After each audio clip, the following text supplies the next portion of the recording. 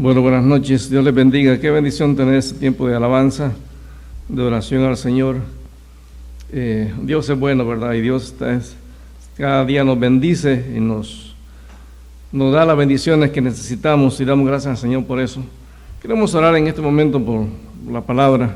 El Señor sea el que nos hable y nos lleve al entendimiento de lo que Él quiere decirnos en su palabra, tanto los que estamos acá como los que están conectados a través de Zoom o a través de Facebook. Así es que vamos a orar. Padre, te alabamos en el nombre de Jesús. Te damos gracias, Señor, por la bendición que tú nos das de poder estar en tu casa, de poder, Señor, aprender de tu palabra. Te pedimos que no solamente la aprendamos, sino que también la podamos poner en práctica, Señor. Que la iglesia que vamos a estudiar en esta noche, Señor, la experiencia de esa iglesia contigo sea de bendición para nosotros, y que al mismo tiempo nos llame la atención a lo que estamos haciendo de una manera inadecuada delante de ti, Señor. Ayúdanos a entender que lo correcto es lo que tu palabra dice, no lo que nosotros pensamos. Te damos gracias en el nombre de Jesús por esta noche, Señor. Ponemos todas las cosas en tus manos para que seas tú, mi Dios, el que obre en cada uno de nosotros. Te damos gracias en el nombre de Jesús. Amén. Vamos a ir al libro de Apocalipsis, capítulo 3, versículo 14. Esta es la última iglesia que estaremos estudiando, la última iglesia que se menciona aquí en el libro de Apocalipsis, en capítulo 3, y estuvimos estudiando, ¿verdad? Cada iglesia tiene un mensaje particular. Ya vimos a Éfeso, vimos a Esmirna, Pérgamo, Tiatira, Sardis, hace 2 viernes vimos Filadelfia, que es la única iglesia a la que realmente el Señor en ningún momento le dice ningún reclamo, sino que solamente es pura felicitación, y aunque era una iglesia pequeña, se mantuvo fiel al Señor y nunca negó su palabra, ni lo negó a Él. Ahora, cuando entramos a la iglesia de Laodicea es impresionante, pero es todo lo contrario. Esta prácticamente es la única iglesia entre las 7 a la que no hay ni siquiera una palabra de aliento. Todo es reclamo, todo es confrontación, todo es decirle realmente las cosas negativas que está haciendo. Y es impresionante porque algunos han dicho que esta iglesia refleja lo que es el carácter de la iglesia actual, lo que es el carácter de la iglesia en este tiempo, donde vemos más el sentir de lo que nosotros queremos que sea, más que lo que la palabra dice, y de alguna manera hemos tratado de cambiar el mensaje de la palabra y lo hemos adaptado a nuestro propio pensamiento. Y dice ahí en Apocalipsis capítulo 3, versículo 14, dice: y escribe al ángel de la iglesia en Laodicea, he aquí el amén, el testigo fiel y verdadero, el principio de la creación de Dios, dice esto: yo conozco tus obras, que ni eres frío ni caliente. Ojalá fueses frío o caliente, pero por cuanto eres tibio y no frío ni caliente, te vomitaré de mi boca. Porque tú dices: yo soy rico y me he enriquecido, y de ninguna cosa tengo necesidad, y no sabes que tú eres un desventurado, miserable, pobre, ciego y desnudo. Por tanto, yo te aconsejo que de mí compres oro refinado en fuego, para que seas rico, y vestiduras blancas para vestirte, y que no se descubra la vergüenza de tu desnudez, y unge tus ojos con colirio para que veas. Yo reprendo y castigo a todos los que amo. Sé pues celoso y arrepiéntete. He aquí yo estoy a la puerta y llamo. Si alguno oye mi voz y abre la puerta, entraré a él y cenaré con él y él conmigo.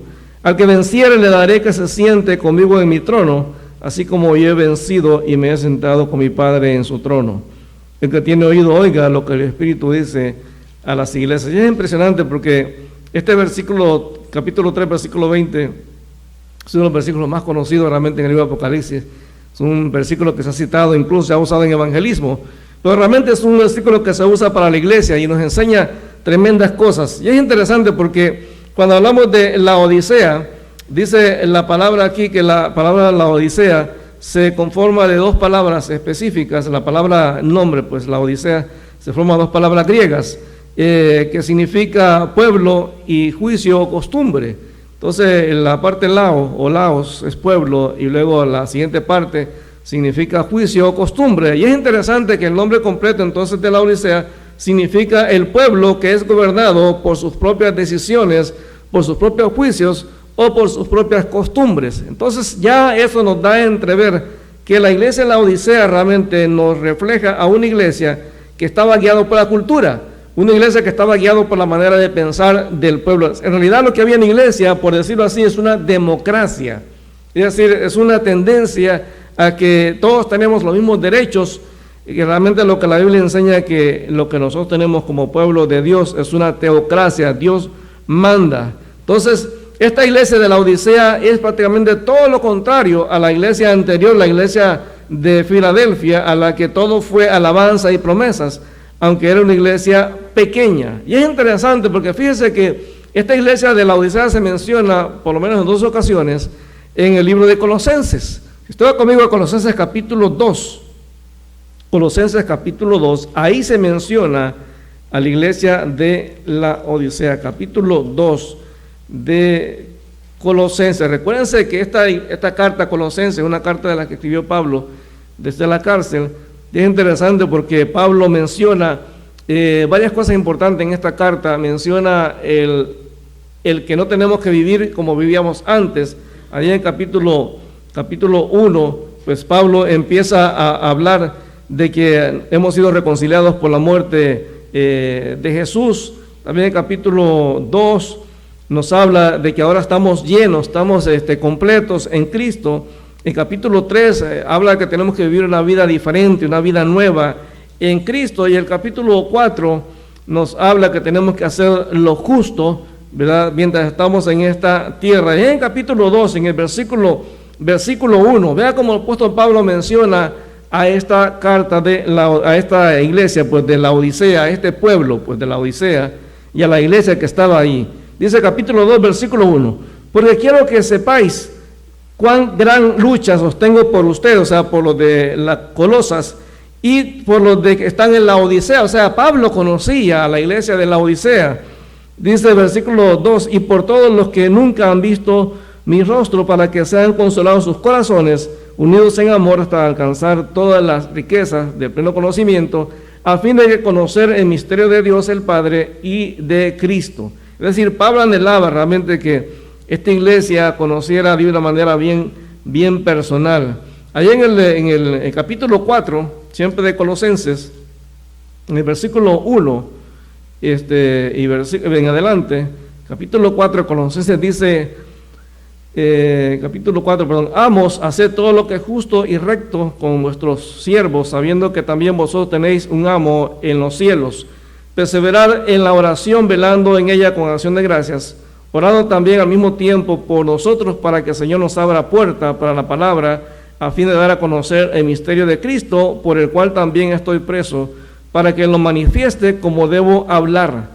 Andad sabiamente para con los de afuera, redimiendo el tiempo. Es un llamado a vivir de una manera adecuada, de una manera honesta delante de Dios, para que de alguna manera realmente el pueblo, la iglesia de Colosas y más adelante la iglesia de la Odisea también vivan de una manera recta. Versículo 12, os saluda Epafras, el cual es uno de vosotros, o sea, uno de los de ahí de Colosenses, siervo de Cristo, siempre rogando encarecidamente por ustedes en sus oraciones, para que estén firmes, perfectos y completos en todo lo que Dios quiere. Porque de él doy testimonio de que tiene gran solicitud por ustedes y por los que están en la Odisea. Es decir, Epafras oraba por esa iglesia, ¿verdad? Pablo oraba por la iglesia de la Odisea. Imagino que ahí en el tiempo de Pablo ya habían conflictos en esta iglesia. Y de hecho, tal parece que Pablo le escribió una carta a la iglesia de la Odisea, como lo menciona en el versículo 15. Dice, saludad a los hermanos que están en la Odisea y a Ninfas y a la iglesia que está en su casa. Y dice, cuando esta carta, o sea, la carta de Colosenses, haya sido leída entre ustedes, haced también que se lea en la iglesia de los laodicenses, y que el de la Odisea la leáis también ustedes. O sea que él había enviado una carta tanto a Colosas como a la Odisea. No tenemos esa carta, pero Pablo les indica que los de Colosas lean la de la Odisea y los de la Odisea lean también la de Colosas. No sabemos realmente dónde está esa carta. Entonces es impresionante porque esta es una iglesia amada por Pablo, una iglesia por la cual Pablo oraba. No sabemos si ya en este tiempo se daban las situaciones que menciona aquí el libro de Apocalipsis, ya más o menos en el año 100 después de Cristo. Pero es interesante porque esta ciudad de la Odisea tenía por lo menos tres cosas relevantes. En primer lugar, tenía un centro financiero y bancario, o sea, una iglesia, un pueblo una ciudad muy, muy rica. También tenía un centro de fabricación de vestimentas, había fábricas y ese tipo de cosas para hacer vestidos. Y también tenía una escuela de medicina que era reconocida porque hacía el colirio para los ojos, ¿verdad? Ellos producían ahí el colirio. Y muchos han pensado que lo que el Señor reclama más adelante en el versículo 17 de Apocalipsis, cuando le dice a la iglesia que ellos son pobres, ¿verdad? Cuando les dice que ellos están desnudos, cuando les dice que se ponen colirio, muchos piensan que es una referencia a las tres cosas que le hacían como fuerte o especial a esta ciudad. Y parece que la iglesia se había dejado contagiar con esto. Parece que la cultura de la riqueza, lo material, parece que ya a lo mejor la teología de prosperidad ya estaba en boga en este tiempo. Y el Señor confronta a la iglesia con que la riqueza material no es lo que realmente es importante para Él. Cuando habla de que era un centro de fabricación de vestimentas, a lo mejor eran gente pudiente que usaba ropas delicadas, pero delante de Dios eso no tiene ningún valor realmente. Tenían una escuela de medicina, pero a pesar de que se ponían colirio en los ojos, no podían ver la situación espiritual en la que realmente estaban. Así que esta iglesia es considerada como la peor iglesia y como la única prácticamente que no recibe ninguna alabanza del Señor. No hay ni siquiera una palabra de ánimo. Todo es llamado, todo es confrontación, todo es regaño, todo es llamado a un cambio en su estilo de vida. Y vea cómo el Señor se presenta a esta iglesia ahí en el versículo 14, Apocalipsis 3:14. Vea cómo el Señor se le presenta a cada iglesia. El Señor se presentó de una manera particular, especial, y eso nos muestra que el trato de Dios con cada iglesia es particular, hermanos. Y cuando escribe aquí en el versículo 14 que dice, escribe al ángel de la iglesia en la Odisea, siempre se ha pensado que aquí el mensaje es para el pastor específicamente, porque nosotros somos responsables. La palabra dice que un día tendremos que dar cuenta, que la iglesia debe someterse a los pastores, porque un día tendremos que dar cuenta al Señor de lo que hayamos hecho en el ministerio pastoral. Entonces aquí el mensaje va al ángel de la iglesia, que otra vez piensan que es el pastor, y dice, aquí son las tres cosas o tres nombres en las que Jesús se presenta a esta iglesia, y cada nombre tiene un significado profundo y a veces es controversial, porque el primer nombre que Jesús usa dice que Él es el Amén, el testigo fiel y verdadero y el principio de la creación de Dios. Entonces estas son las tres declaraciones o tres títulos que Jesús usa para presentarse a esta iglesia. El primero que usa es el Amén. Ahora es claro que el Amén es una palabra que todos hemos usado en algún momento, una palabra que se usa dicen que es un vocablo hebreo que significa estar firme, estable o confiable. Es algo que demuestra que estamos de acuerdo hacia lo que alguien dice. Por ejemplo, cuando estamos orando y usted al final dice amén, está diciendo sí, estoy de acuerdo con lo que el hermano está diciendo o lo que está pidiendo. Entonces realmente el amén significa eso, que estamos de acuerdo con lo que alguien dice. Así, y si Jesús es el amén, entonces Él está afirmando que todo lo que Él dice es verdadero, es cierto, y que nosotros como cristianos tenemos que estar de acuerdo con lo que Él dice. Y muchos piensan que esta es una referencia a la frase que Jesús usaba en los evangelios, cuando decía, de cierto les digo. Cada vez que iba a decir alguna cosa importante, Jesús siempre usaba esa frase repetitiva, de cierto, afirmando que lo que iba a decir era real. Ahora Jesús es fiel porque Dios es fiel, y al mismo tiempo es fiel porque Él es Dios y Dios siempre es fiel. Usted va conmigo a Deuteronomio capítulo 7, versículo 9. Jesús es fiel porque Él es Dios y Dios siempre es fiel. Deuteronomio capítulo 7, en el versículo 9. Deuteronomio capítulo 7, versículo 9. Dice, conoce pues que Jehová tu Dios es Dios fiel, que Jehová tu Dios es Dios fiel, que guarda el pacto y la misericordia a los que le aman y guardan sus mandamientos hasta 1000 generaciones. O sea, Jesús es Dios y por ser Dios Él es fiel. Y aquí la palabra nos dice claramente que es un atributo especial de Dios. También nos dice la palabra allá en Isaías capítulo 49. Isaías 49 también nos vuelve a repetir el hecho de que Dios es fiel. Es importante mantener en mente esto. 49, versículo 7. Isaías 49, 7. Así ha dicho Jehová, Redentor de Israel, el santo tuyo, al menospreciado de alma, al abominado de las naciones, al siervo de los tiranos. Verán reyes y se levantarán príncipes y adorarán por Jehová, porque fiel es el santo de Israel, el cual te escogió. O sea, Dios es el amén, el verdadero, el que siempre va a decir las cosas que son ciertas. O sea que en este sentido, cuando Jesús se presenta como el amén a la iglesia de la Odisea, hay por lo menos dos cosas que la iglesia debe entender en ese momento que estaba escuchando el mensaje, y que también nosotros como iglesia tenemos que entender en este tiempo. La primera cosa que tenemos que reconocer es que las promesas que Jesús, o sea, el amén, dice son verdaderas y que siempre se van a cumplir. Yo siempre he mencionado que Dios es fiel en dos sentidos. Dios es fiel en lo bueno y en lo malo. Déjeme explicarle esto. Dios es fiel en lo bueno, pero cuando Dios nos da una promesa de que nos va a bendecir, Dios siempre la cumple, Dios nos bendice. Pero también Dios es fiel en lo malo, porque cuando Dios nos promete que nos va a castigar, Él nos castiga. Entonces, a veces ese aspecto de la fidelidad de Dios no nos gusta, porque Dios claramente dice, el alma que pecare, esa morirá. Es una promesa, dice que al que ama, Dios lo disciplina. Son promesas que Dios nos da, pero como son negativas, no nos gustan. Entonces, aquí hay que entender, por lo menos para la iglesia de la Odisea, para nosotros, que las promesas que Jesús da siempre van a ser verdaderas y siempre se van a cumplir. Pero número dos, la iglesia debe entender que las advertencias y el llamado de atención del Señor debe tomarse muy en serio. Usted ha seguido el estudio.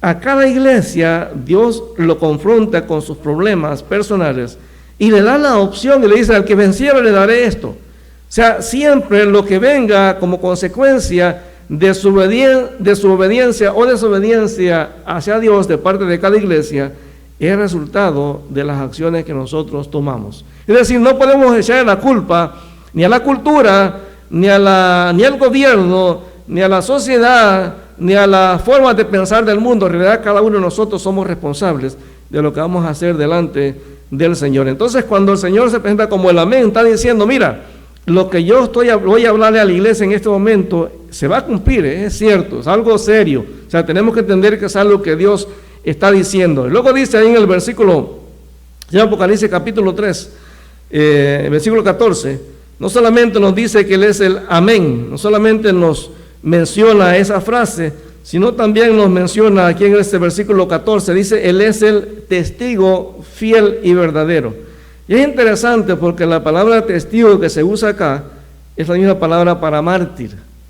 Y casi siempre nosotros tenemos la idea de que un mártir es una persona que pues murió, que lo mataron, pero en realidad el sentido aquí de la palabra mártir es más una persona que da testimonio de algo que él conoce. Si ustedes se dan cuenta, ahí en Éxodo, en el libro de Hechos, cuando está Esteban dando testimonio delante de los fariseos, de los judíos, enemigos del evangelio, él da testimonio, es un mártir, no solamente porque él murió apedreado, sino porque él dio testimonio de lo que realmente había sido su experiencia con Cristo. Entonces, dice la palabra que Jesús es un testigo, y no es un cualquier testigo, dice la palabra que tiene dos cualidades especiales. Número uno, dice que es un testigo fiel, o sea, lo que él va a decir en contra de la iglesia, en este caso de la Odisea, o sea, él lo ha testificado, pues no es que le contaron, sino que Dios puede ver todas las cosas, o sea, todo lo que la iglesia va a ser confrontada en este momento, todo lo que el Señor va a confrontar a la iglesia, todo el Señor ya lo conoce, por eso es que Él es un testigo fiel, o sea, lo que va a decir es cierto. Cuando habla de fiel es alguien que es merecedor o digno de confianza, y la palabra nos dice a cada momento de que nosotros tenemos que tener confianza en el Señor. Allá en Apocalipsis capítulo 1, en el versículo 5, vean lo que dice por favor. Apocalipsis capítulo 1, el versículo 5, aquí te repito otra vez lo mismo. Dice el capítulo 1 de Apocalipsis, versículo 5, dice, y de Jesucristo, el testigo fiel. O sea, repite otra vez la misma frase de que Jesús es un testigo fiel, pero también dice que es un testigo verdadero. O sea, aquel que lo que dice realmente es íntegro, es verdad, como Jesús dijo en Juan 14:6, Él es el camino, la verdad y la vida. Nadie viene al Padre sino a través de Él. Entonces, todo lo que Jesús dice tiene que ser, es verdadero y fiel. Ahí en Juan capítulo 8, Jesús también les dijo, si conocieres la verdad los hará libre. Conoceréis la verdad y la verdad los hará libre. Entonces, todo lo que Jesús le va a decir a la iglesia es verdad. Entonces, muchas veces usted y yo, a mí me ha pasado eso, que he conocido gente que escucha el mensaje, escucha la palabra y se da cuenta que lo que le estamos diciendo está aquí. He visto incluso gente que hasta mueve la cabeza que dice, sí es cierto. Pero el problema es que todo es una aceptación intelectual. Ya en la vida diaria, la persona no aplica o no aplicamos lo que la palabra dice a nuestra vida. Ahora, el tercer título que Jesús usa en este pasaje, en el versículo 14, dice que Jesús es el principio de la creación. Y esta frase ha sido usada por algunos grupos, algunas sectas, para decir que Jesús es un ser creado. Algunos incluso piensan que Jesús es el arcángel Miguel. Entonces, porque dice aquí que es el principio de la creación de Dios. Y vamos a detenerlo en esta frase porque es importante, ¿verdad? En realidad lo que esta frase lo que quiere decir es que Jesús es la fuente de toda creación. Todo fue creado por Dios el Padre a través de Jesús. Nada comenzó sin Jesús. Usted va conmigo a Juan capítulo 1. En Juan capítulo 1. Todo lo que existe en este mundo se sostiene, fue creado y se sostiene por la obra y por la palabra de Jesús. Dice aquí en Juan capítulo 1. Es un pasaje que ya es conocido, pero quiero que lo veamos así en el versículo 1. Dice, en el principio era el verbo, o sea, la palabra, y la palabra era con Dios, y la palabra era Dios. Es decir, Jesús estaba con Dios el Padre, pero al mismo tiempo Él es Dios. Y versículo 2, este era en el principio con Dios, es decir, estaba junto con Dios el Padre. Y luego versículo 3, todas las cosas por Él fueron hechas. Fíjense que es interesante porque Génesis capítulo 1 dice que todo fue creado por Dios. Pero aquí Juan dice que todo fue creado por Jesús. Entonces, la idea aquí es que cada vez que allá en Génesis capítulo 1 Dios decía, sea la luz, entonces Jesús decía, la luz, ok. Como que Jesús daba la orden final, como que Jesús era el que hacía la obra que el Padre estaba diciendo. Por eso dice ahí en el versículo 3, todas las cosas por Él fueron hechas. Dios el Padre daba la orden y Jesús lo hacía. Todas las cosas por Él fueron hechas y sin Él nada de lo que ha sido hecho fue hecho. O sea, todo lo que existe en el mundo fue creación de Jesús. Por eso dice que Él es el principio, o sea, el origen. De Él surge todas las cosas. Por eso la palabra nos repite en otros pasajes también, como Colosenses capítulo 1, en el versículo 16, también nos repite la misma idea. O sea, a lo largo de todo el Nuevo Testamento y algunos pasajes del Antiguo, está siempre la idea de que todo comenzó a través de Jesús. No es que Jesús fue el primero a ser creado, sino que Él creó todas las cosas. Que dice Colosenses capítulo 1. Colosenses capítulo 1. Ahí en el versículo 19 dice, por cuanto agradó al Padre que en Él habitase toda la plenitud. O sea, todo lo que es Dios habita en Jesús, porque Jesús es Dios. Entonces en el capítulo 1, en el versículo 18, dice, y Él es la cabeza del cuerpo, que es la iglesia, el que es el principio, el primogénito de entre los muertos, para que en todo tenga preeminencia. Es decir, todo lo que existe surge a partir de Jesús. Nada ha sido creado si Jesús realmente no hubiese estado allí. Entonces es importante entender Hebreos capítulo 1.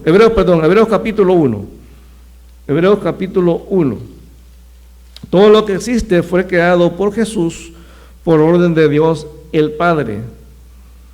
Ese capítulo 1, versículo 1 dice, Dios, habiendo hablado muchas veces y de muchas maneras en otro tiempo a los padres por los profetas, en estos postreros días nos ha hablado por el Hijo, a quien constituyó heredero de todo y por quien asimismo hizo el universo. No solamente la tierra, todo lo que existe fue creado por Jesús, por orden de Dios el Padre.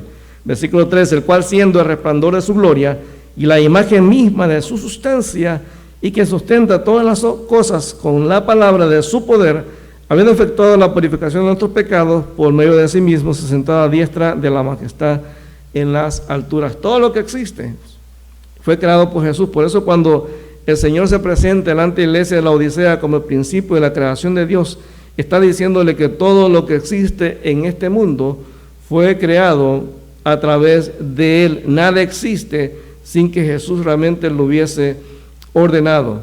Ahí también en 1 Corintios capítulo 15, 1 Corintios capítulo 15, 1 Corintios capítulo 15,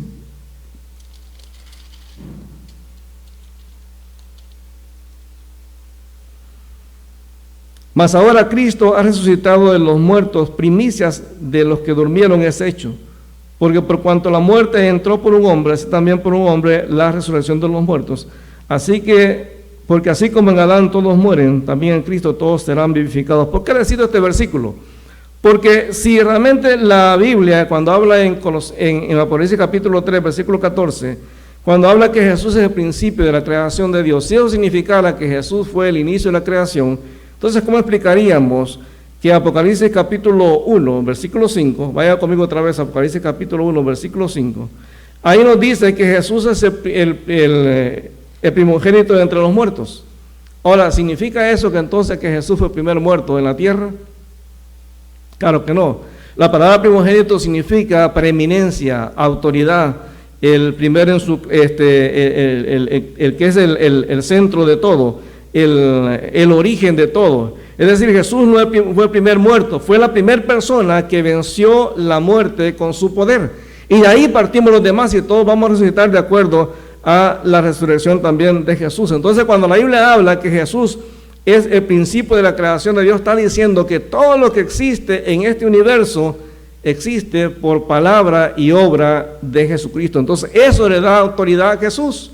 Entonces, cuando Jesús se presenta delante de la iglesia no tiene realmente ninguna excusa para decirle a Jesús que no tiene ninguna autoridad para reclamarle lo que le va a reclamar en este momento. Por eso otra vez, versículo 14, Apocalipsis capítulo 3, y escribe al ángel de la iglesia en la Odisea, he aquí el amén, el que dice todas las cosas, el que es el fin de todo, el testigo fiel y verdadero, el que nunca dice ninguna mentira, sino que todo lo que dice se cumple, el principio de la creación de Dios. Es decir, Colosenses capítulo 1 dice que Cristo es la cabeza de la iglesia, es el único que tiene autoridad. Por eso yo repito una y otra vez, los pastores jamás tendríamos que ser vistos como alguien diferente al resto de la congregación. Todos somos siervos, ninguno está por sobre los demás. Entonces en el versículo 15, el Señor empieza a reclamarle a la iglesia. Me fascina porque en la mayoría de iglesias el Señor Jesús repite esta misma frase. Versículo 15, yo conozco tus obras. Es decir, la iglesia puede parecer todo lo que quiera parecer delante de los demás, pero a fin de cuentas, hermanos, lo que importa es qué es lo que Dios realmente sabe de nosotros. Cuando usted va a una congregación, usted puede ver a lo mejor o darse cuenta cómo el grupo canta, cómo andan vestidos, cómo es la decoración, o sea, las cosas superficiales. Pero usted no sabe realmente cómo es la iglesia. Usted no sabe realmente qué creen. ¿Qué necesita realmente para saber qué es lo que la iglesia cree y cuál es el estilo de vida que tienen? Bueno, hay que pasar tiempo con ellos. Entonces, cuando Jesús habla a la iglesia de la Odisea, no le viene hablando algo que le dijeron. Se no viene hablando de que alguien le contó lo que estaba pasando. Dice, yo conozco tus obras, yo sé cómo realmente vives como iglesia. Es decir, no hay absolutamente nada que ustedes como iglesia hagan que yo realmente no sepa. Y fíjense que es impresionante, pero hace algunos domingos predicábamos sobre que cuando Dios nos dice que no, tenemos que evaluar cómo estamos en nuestra vida. Y tocábamos el caso de David, porque David estuvo 9 meses yendo al templo. David estuvo yendo al templo a adorar a Dios, presentar sus sacrificios, como si nada estuviese pasando. Pero David ya había mandado a matar o había provocado la muerte de Urías. Ya había adulterado con la esposa. O sea, la esposa de Urías estaba embarazada. y todo el embarazo David vivió como si realmente Dios no supiese lo que estaba pasando. Entonces a veces como cristianos somos iguales, pensamos que las apariencias es lo importante, y como le digo, nosotros podemos ver personas y pensar que todo está bien. ¿Recuerda hace algún tiempo? Leía un artículo donde hablaba de un predicador muy conocido, ha escrito muchos libros, una persona que en el ambiente cristiano pues es muy respetado y muy seguido por algunas personas. Pero de pronto esa persona andaba en Europa y parece que alguien lo reconoció en la calle. Y resulta que él andaba en amores, él era casado, pues su esposa estaba en Estados Unidos, él andaba en amores con otra predicadora. Y claro, la persona que lo vio, a lo mejor no vio nada raro en que lo veía en la calle, pues caminando. No, lo que le sorprendió fue la manera en la que estaban caminando, porque estaban caminando de la mano, se abrazaban y se besaban. Claro, andaban en Europa, pues ¿quién los va a conocer en Europa? Y claro, tomaron fotos, y hasta él estaba preparando un libro para una editora, y la editora lo demandó por faltas a la moral, porque él estaba precisamente escribiendo un libro de cómo vivir en santidad delante de Dios. Entonces la editora lo demandó por ser falso, y él tuvo que regresarle todo el dinero que la editora le había dado en adelanto y pagar la penalidad por haber incumplido el contrato. Entonces, pero uno ve a estas personas y dice, bueno, no puede ser que una persona así viva de una manera desagradable delante de Dios. Pero hermano, Dios conoce todo. Una de las personas que yo seguía mucho, hay un apologeta que seguía por las redes, veía, me impresionaba la manera en que él discutía, defendía pues la fe del Evangelio. Y es interesante, cuando él murió hace algún tiempo, empezaron a sacar las denuncias que habían estado siempre, que el ministerio de él conocía, pero que en algún momento, de alguna manera, él había convencido al grupo de la junta administrativa del ministerio que él representaba, de que todo era mentira, que era gente que se oponía al evangelio y que por eso lo atacaban así. Pero cuando él murió, la gente se sintió libre de hablar.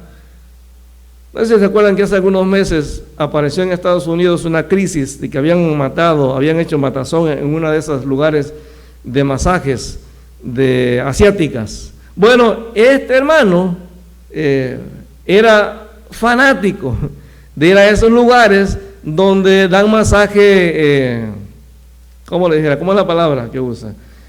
Erótico, pues, bueno, eran masajes eróticos. Y él iba ahí, pero digamos, aunque era algo sexual, él no tenía el derecho, los clientes tenían el derecho de tocar a la masajista, pero él lo había acusado al ministerio de que él hacía proposiciones indecentes a las masajistas. Y ya lo tenían como marcado que nadie quería darle masajes, por eso. Pero él negó y negó y negó hasta que murió. Y entonces salieron a la luz todas las demandas que estaban en su contra.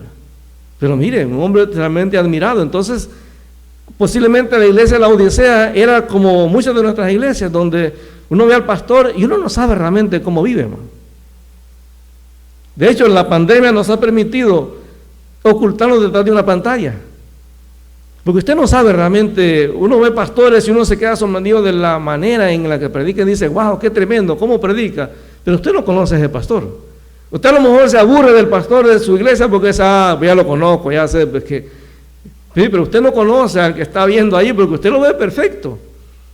Usted nunca ha vivido con él, usted nunca lo ha escuchado hablar. Hace muchos años tuvimos una experiencia con un hermano que ahí me di cuenta, Dios me llamó la atención a hacerme entender de que todos somos humanos y que nadie es perfecto aparte de Dios.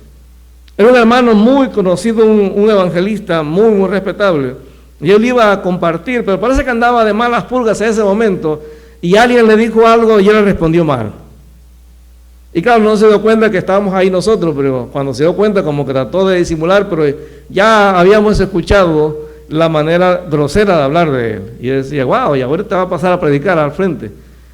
Pero en ese momento Dios me mostró, hermano, que todos tenemos como dicen por ahí, cola que nos pisen. Todos tenemos nuestros defectos. Entonces, cuando Jesús confronta a la iglesia de la Odisea, Él no le está diciendo algo que la gente le contó. Él le dice, no, mira, yo conozco tus obras, yo sé cómo eres tú. Yo sé cómo practicas las cosas, cómo practicas tu cristianismo, yo sé. Entonces le empieza a decir así, ahí en el versículo 15, yo conozco tus obras, que ni eres frío ni caliente. Es decir, muchos han dicho que esto se refiere a que realmente no eran ni completamente inconversos ni completamente convertidos. Pero en realidad, hermano, el mensaje aquí es a una iglesia. Y yo creo firmemente que esta era una iglesia de gente que era convertida, porque más adelante el Señor dice algunas cosas que no le diría a gente que es salva. Por ejemplo, el Señor le dice en el versículo 19, yo reprendo y castigo a todos los que amo.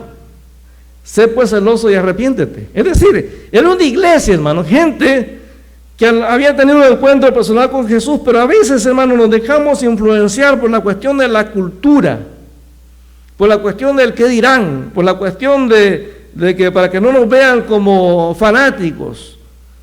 Entonces la iglesia de alguna manera se había acostumbrado a la cultura. Recuérdense, el nombre de la Odisea significa el grupo de gente que la sociedad que se deja llevar por lo que la cultura piensa. Es decir, es un grupo de gente que se deja llevar por el pensamiento de la mayoría. Y recuérdense, no siempre la mayoría tiene la razón. Entonces el Señor les dice, yo conozco, mira, tus obras, de una manera detallada.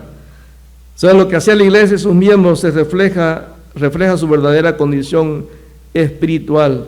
Dice, no eres ni frío ni caliente. Ojalá fueses frío o caliente. Pero por cuanto eres tibio y no frío ni caliente, te vomitaré de mi boca. Y algunos han pensado que realmente lo que quiere decir acá es que, mira, si vas a estar en el cristianismo, defínete. Si andas a media, mejor vete al mundo. O sea, Dios quiere que estés 100% comprometido, pero realmente es eso lo que está diciendo el Señor. Yo creo que el Señor lo que está haciendo aquí es un llamado de atención a la iglesia, de que nosotros como iglesia tenemos que entender que nuestra manera de vivir tiene que ser de acuerdo a lo que la palabra dice, no de acuerdo a lo que otras personas o el mundo dice. Pero aquí Jesús lo que está diciendo a la iglesia no es que lo quiere que se defina realmente en el sentido de que si no quieres comprometerte, regrésate al mundo. Eso es lo que Jesús está diciendo, hermano. Jesús lo que está haciendo es confrontando a la iglesia con su realidad espiritual. Porque el problema, ¿sabe qué? A veces es más difícil convencer de su pecado a alguien que esté en la iglesia que a alguien que está afuera. A veces es bien difícil. Yo tengo la experiencia de estar predicando y ver a gente llorar. Entonces entiendo que al estar predicando la palabra está tocando el corazón de esa persona. Pero lo que sigue después en los días que vienen en la siguiente semana, me doy cuenta a través de redes sociales o a través de las noticias o los comentarios que la cosa sigue igual. Entonces Jesús posiblemente está confrontando a la iglesia con su estilo de vida, y Jesús le dice, ¿sabes qué? A mí me gustaría que fuese definido. Y hay cosas que la Biblia menciona, como en Lucas 14, que a veces usted y yo como cristianos, si los tomáramos en cuenta, a lo mejor nos desinflaríamos, a lo mejor sintiéramos que no vale la pena seguir. Por ejemplo, Jesús dice en Lucas 14, el que no aborrece a padre y a madre, mujer e hijos, hermanos y hermanas, aún su propia vida, no puede ser mi discípulo. Es decir, Jesús dice, mira, en tu vida nadie más tiene que ser el primer lugar, solamente yo. Y si hay alguien más importante que yo, no podemos tener una relación. El que no toma su cruz cada día y me sigue, no puede ser mi discípulo. O sea, lo que Jesús está haciendo es llamando a la iglesia a definirse. Bueno, la cultura no tiene que definir lo que la iglesia debe de creer, porque la palabra es la misma acá y en China, es lo mismo acá y en Japón, es lo mismo acá y en toda Latinoamérica, es la misma palabra. Podemos tener diferentes versiones, pero es la misma palabra. Entonces tenemos que ser definidos. Entonces Jesús, cuando le habla a la iglesia, le está diciendo que tienes que ser, no es ni frío ni caliente. O sea, cuando habla, fíjense que es interesante, la palabra frío significa perezoso, inerte, apático. Alguien que ha perdido su deseo por la santidad. Es una persona que aparenta santidad, pero su vida diaria no la respalda. Hay un dicho por ahí que dice que tus hechos hablan tanto que no me dejan escuchar tus palabras. Es decir, mis hechos contradicen lo que yo estoy diciendo en mis palabras. Entonces Jesús, cuando le dice a la iglesia que no es frío, le está diciendo que realmente la iglesia realmente es una iglesia que no se define. Y cuando habla de ser caliente, habla de una persona que está definida en amor, una persona que siente calor, una persona que está comprometida realmente con Dios. Entonces el problema es que la iglesia aquí es tibia. Y la palabra tibio significa torpeza del alma. Es una persona que está entre el bien y el mal, una persona que está entre lo bueno y lo malo, es una persona que está entre lo santo y lo pagano, es una persona que no sabe realmente qué es. Es una persona, como dice Pablo en Romanos capítulo 12, que se amolda al mundo. Dice la palabra en el libro de Gálatas que el apóstol Pedro, en un momento sufrió con eso. Dice la palabra que Pedro, como buen judío, cuando veía a los judíos, se apartaba de los que no eran judíos, para que no lo regañaran, para que no lo confundieran con aquellos que no eran judíos. Pero cuando no había ningún judío que lo viera, él se hacía los gentiles y hacía lo que ellos hacían. Entonces Pablo lo confronta y le dice, eres un hipócrita. Es decir, eres un tibio, pues. Porque te amoldas dependiendo de lo que te conviene. Una persona tibia precisamente es esa. Es una persona que es súper comprometida en la iglesia, pero que afuera la gente jamás creería que es cristiano. Que se le salen malas palabras, que es sinvergüenza, que roba. Hace muchos años me recuerdo de la experiencia con una persona que empezó a llevar a la iglesia en la que existíamos en ese momento. Llevaba jabón y llevaba papel higiénico y un montón de cosas. Y él lo regalaba a la iglesia. Y claro, la gente contenta dice, wow, este hermano es dadivoso. Pero pensábamos que los compraba. Y realmente no. Él se los agarraba del trabajo. Y cuando le dijeron, oye, pero hermano, ¿y eso de dónde lo trae? No, del trabajo, dice. Dice, pero se lo regala. Dice, no, yo lo agarro. Dice, esos judíos tienen un montón de cosas. Dice, así que es bendición de parte de Dios. Entonces, a veces tratamos de acomodarnos. Y el Señor lo que está queriendo en este pasaje es que seamos realmente definidos con lo que realmente creemos y vivimos. Dije el Señor, ojalá fuese frío o caliente. Ojalá. Pero por cuanto eres tibio y no frío ni caliente, te vomitaré de mi boca. Fíjense que es interesante cómo el Señor rechaza este tipo de personas que no son definidas. Y creo que en un momento en nuestra vida diaria vamos a vivir experiencias en las cuales nos va a costar definirnos con el Evangelio. Pero el problema es que aquí el Señor describe a una persona que ese es su estilo de vida. Porque yo le pregunto a usted, ¿qué haría usted?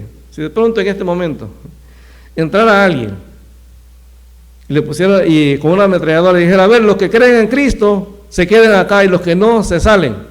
¿Cuántos serían? Yo le aseguro que estando ahí, yo sé que usted me diría en este momento, no, yo me quedaría. Pero una cosa es decirlo ahorita, hermano, a que realmente entre alguien ahí. Son dos cosas bien diferentes. Entonces, el Señor muchas veces, en cuestiones bien sencillas, hermano. Hay gente, por ejemplo, que le da vergüenza orar en el trabajo, para que no sepa que es cristiano. Hay gente que le da, que habla como hablan los otros, para que no vean una diferencia en la manera de hablar, para que no piensen, no descubran que realmente es cristiano. Pero el Señor dice, por cuanto eres tibio y no frío ni caliente, o sea, no eres definido, te vomitaré de mi boca. Claro que Dios no quiere que la persona se vaya al mundo, hermano. Pero el problema es que hay personas en nuestras iglesias que su vida refleja que nunca han tenido un encuentro personal con Jesús. Y qué difícil es llevar a una persona a Cristo cuando ella piensa que ella es cristiana.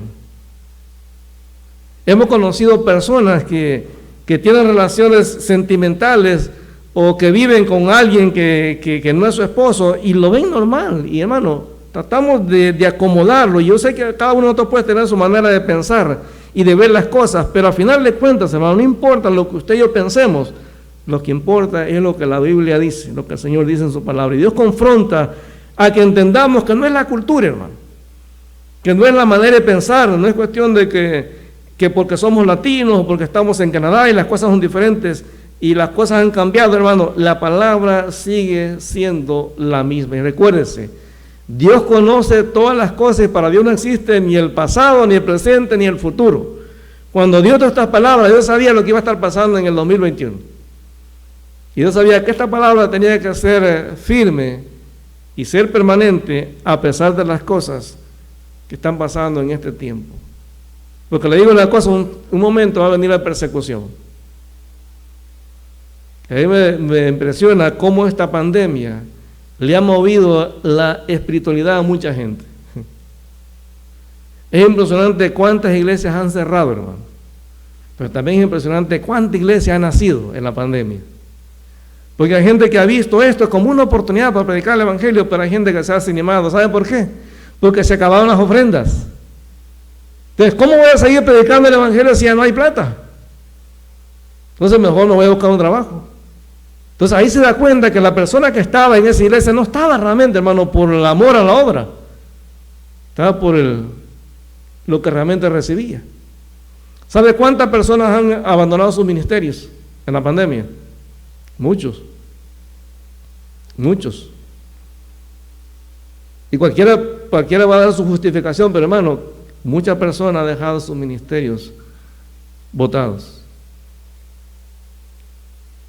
Cuando el Señor nos encuentre, va a ser doloroso si el Señor nos dice: por cuanto eres tibio y no frío ni caliente, te vomitaré de mi boca. Hay un rechazo.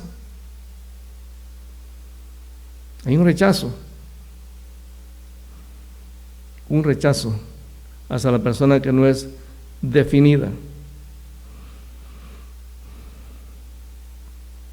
Las promesas del Señor se van a cumplir, hermano.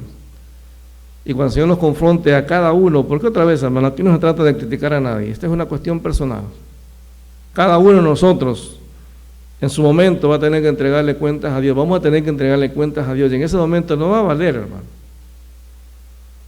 lo que le digamos en ese instante específico. Cada uno de nosotros va a tener que entregar cuentas, dice la palabra, lo que hemos hecho en el cuerpo, sea bueno o sea malo. Recuérdense, la pandemia ha sido una probadita. Dicen que allá en Chile, en la bandera, dice, ¿cómo que dice Isabel? ¿Por la razón o por la fuerza?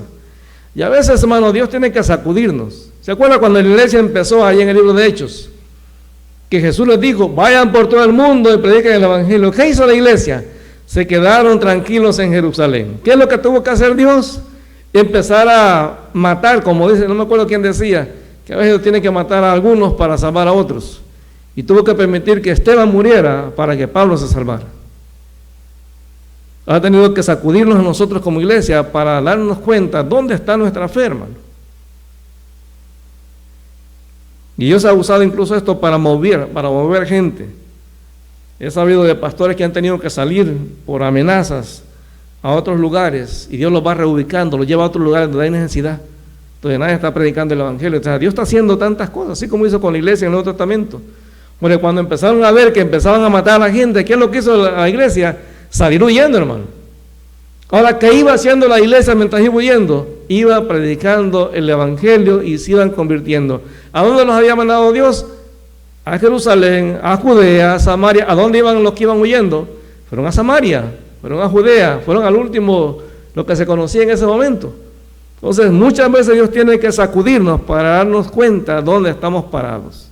Y pasarnos de lo frío a lo caliente, dejarlo tibio y pasarnos a lo caliente y volver a tener una relación personal íntima con Dios. Para usted que está en esta noche acá y para los que están viéndonos por Zoom o por Facebook, hermano, Dios está cansado de la mediocridad en la iglesia. Dios está cansado de que vivamos esa vida sin definirse. Dios está cansado de estarnos diciendo que evangelicemos y no evangelizamos. ¿Sabe que si en este momento, por ejemplo, si hay una iglesia de 50 personas, yo lo he dicho antes, hermano, 50 personas, si cada persona gana uno en el año, uno nada más, hermano, en el año, ¿sabe cuántos serían el siguiente año? Serían 100. Pero si esos 100 el siguiente año ganan uno más, cada uno, serían 200. Si el tercer año estos 200 salen a evangelizar, ya serían 400. O sea, el siguiente año serían 800. Y en el siguiente año, voy diciendo con uno nada más que evangelicemos, que alcancemos para Cristo. Ahora usted se pregunta por qué las iglesias no crecen. Por eso. Porque estamos tan interesados en nuestras propias cosas que no le damos importancia a aquello que es importante para Dios.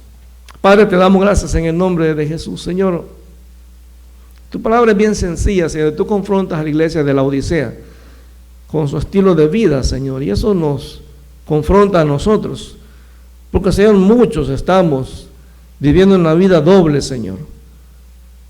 Somos fríos allá afuera y tibios aquí en la iglesia.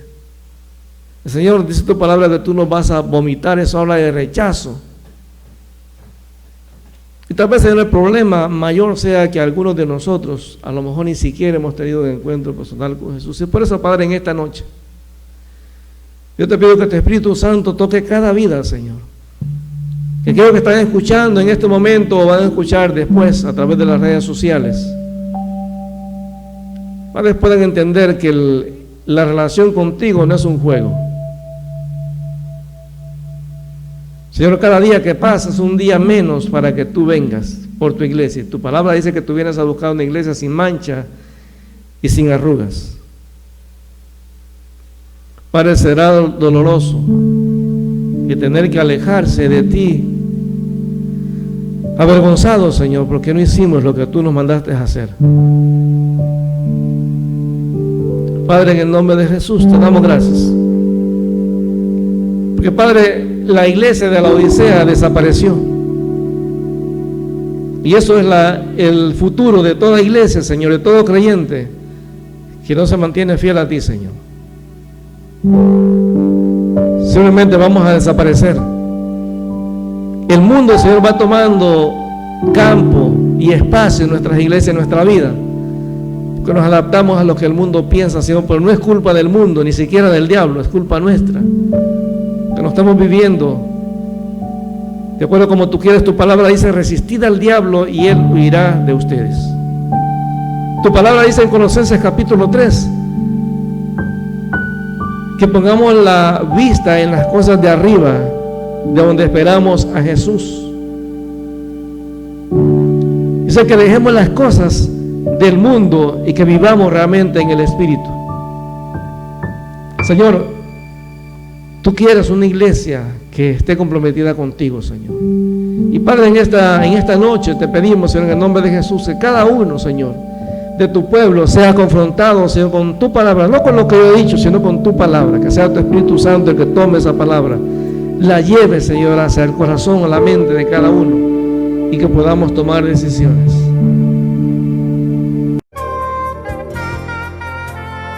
Dios, el más grande y digno de alabar, yo vengo a tu presencia a adorar. Yo doblo mis rodillas ante ti.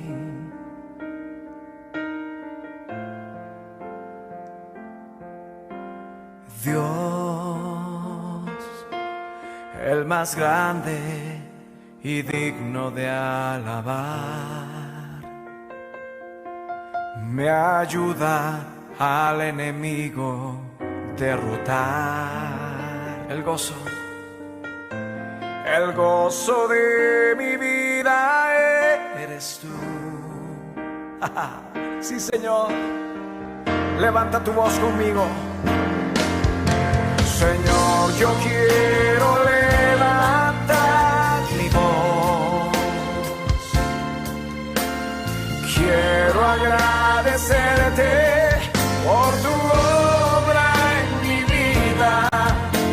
Señor, confío en tu grande amor.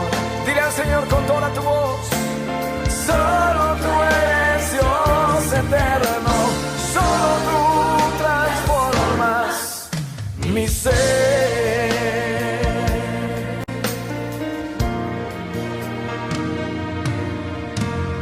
Dios, el más grande y digno de alabar, yo vengo a tu presencia a adorar. Yo doblo mis rodillas ante ti.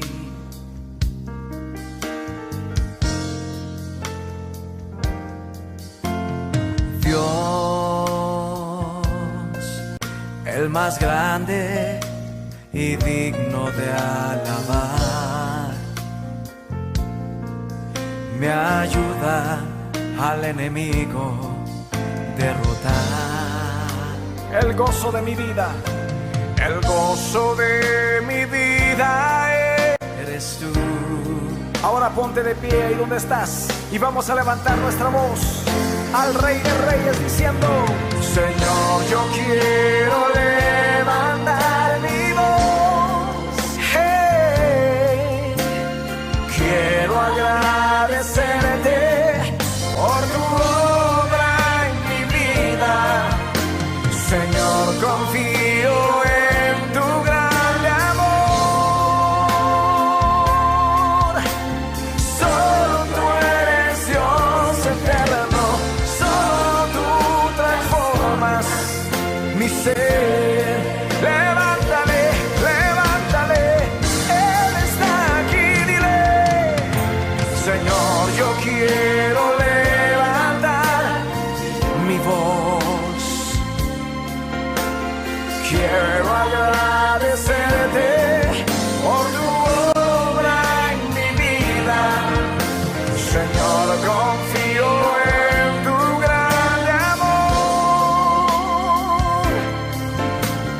Solo tú eres Dios eterno, solo tú transformas mi ser. Ahora levanta tus manos, alza tus manos en todo lugar y adórale.